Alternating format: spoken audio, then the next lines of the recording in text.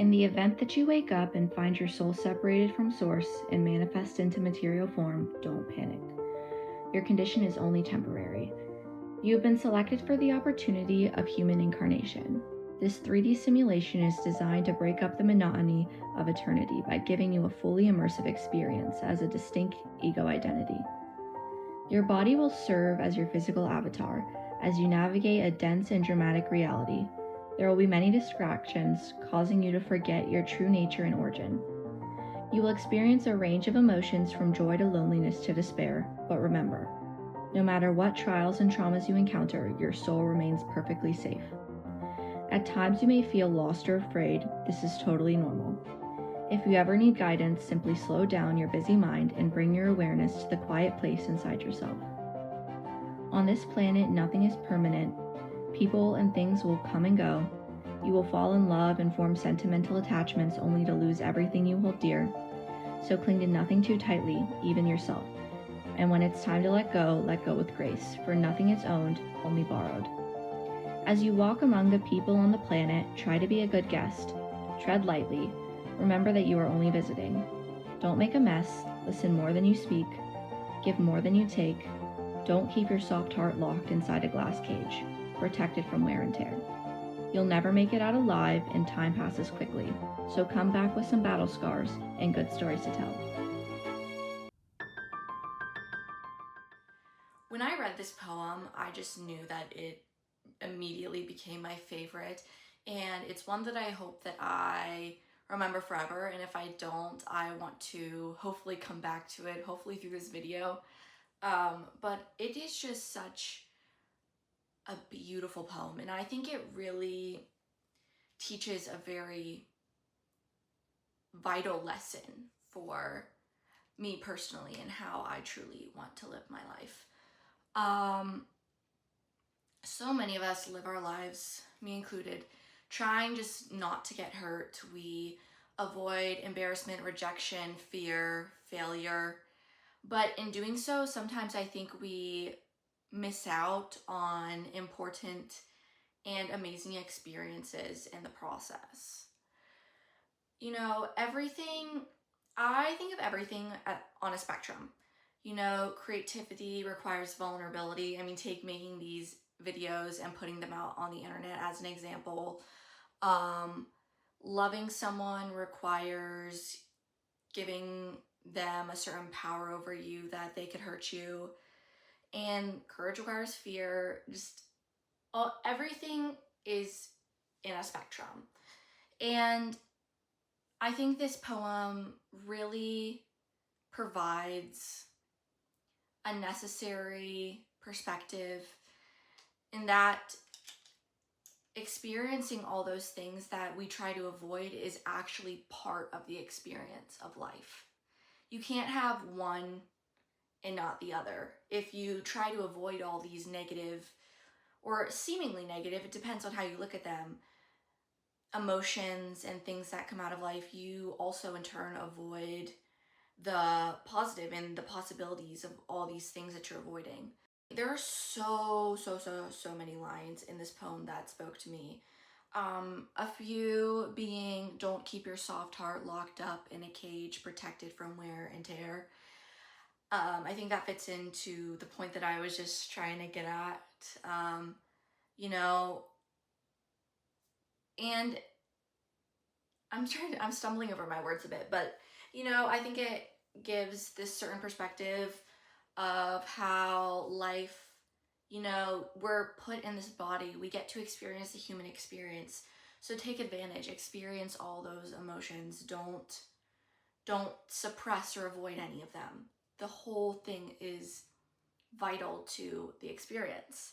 Another one that I love is that nothing is owned, only borrowed. I mean, he gets into this point with like, you're just visiting your body. You are just borrowing the place that you live. You're borrowing time. You're borrowing love that you experience for other people. And I think it just really embodies and is telling us to feel gratitude for all those things. Feel gratitude for what we have in the present, because nothing is owned.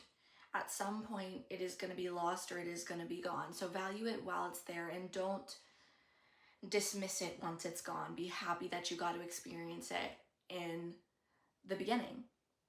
There's so many different philosophies from around the world that gets into this. Like the Japanese cherry blossoms, you know, pretty much states that they fall and die, and that's what makes them beautiful, because you really live in the present and appreciate them in the time that they're, you know, they're bloomed on the tree. You know, this, you can look at that from every single perspective of life: sunsets, relationships, different seasons of your life that maybe at some point you didn't really appreciate, or that they were very hard, but once you are past them, you realize that they taught you a lot, and that experiencing them was vital to who you became today. This is a very common, I think, teaching in many different religions, just that, you know, experiencing is the point of life. You know, Buddhism teaches a lot about impermanence and how attachment can sometimes cause suffering. And I think, you know, if you look at it into the poem, like, you can kind of go away with, like, he says, and when it's time to let go with grace. And I think that is just such a beautiful, beautiful thing that so many of us, again, me included, need to be reminded of sometimes. Hinduism gets a lot into kind of, it's about the Atman, which is basically talks about the eternal soul. I think it relates a lot to this poem because it talks about how you're visiting a body and how you're so much more than a body. You are a soul inside a body, just visiting for the brief period of time, getting to experience this. And that human life is basically like an incarnation to experience. Like, that is what it is. And they see a lot of the self being outside the body, which I think is just such an interesting perspective, and one that I think I really align with. Then there's other teachings like Stoicism, memento mori, remember that you will die, not to be afraid of death, but to appreciate life while you're in it.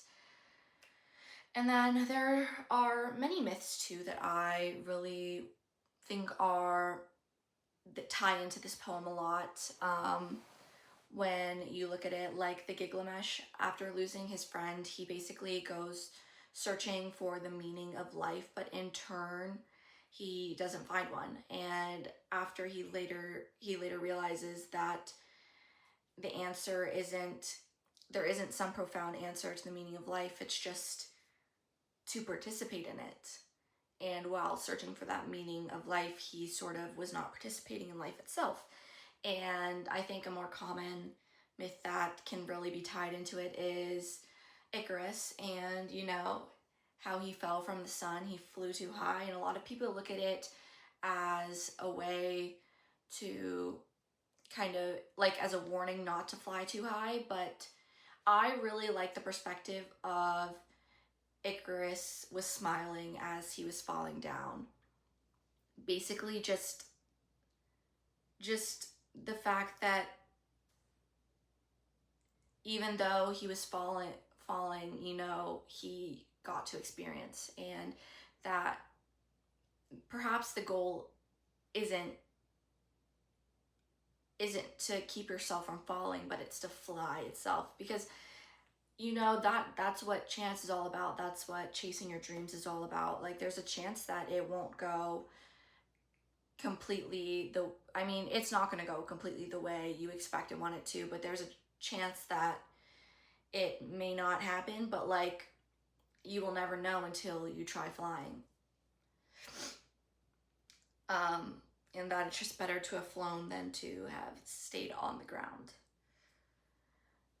And overall, like, this poem just really made me analyze how I live and how I want to live. And I hope in the future I come back to this video, and if I stray a little bit from this, that maybe it brings me back. But just just focusing on experiencing more, not hiding away or preventing things or letting my fear really dictate how I live in general.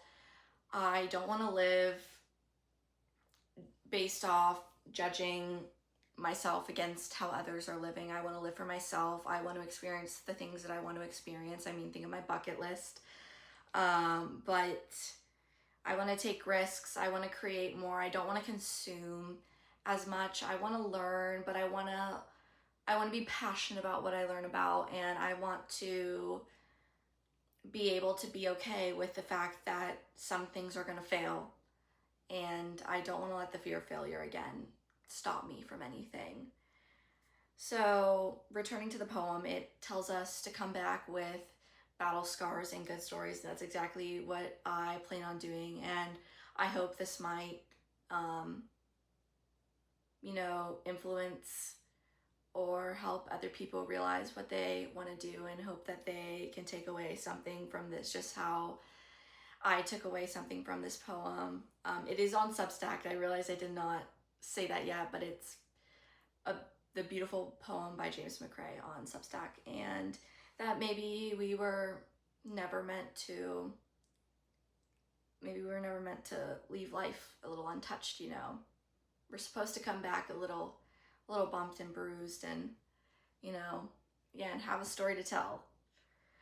But from the deepest thing I took away from this poem is that we were meant to live deeply and take chances. Because, we don't know what's out there. We don't know what happens after we die, regardless of if that scares us or not. So just appreciating life as it is, and, living every single day. Yeah. Thank you so much for watching, and I really hope that you took something away from this beautiful poem, and go support James McCrae, who is on Substack again.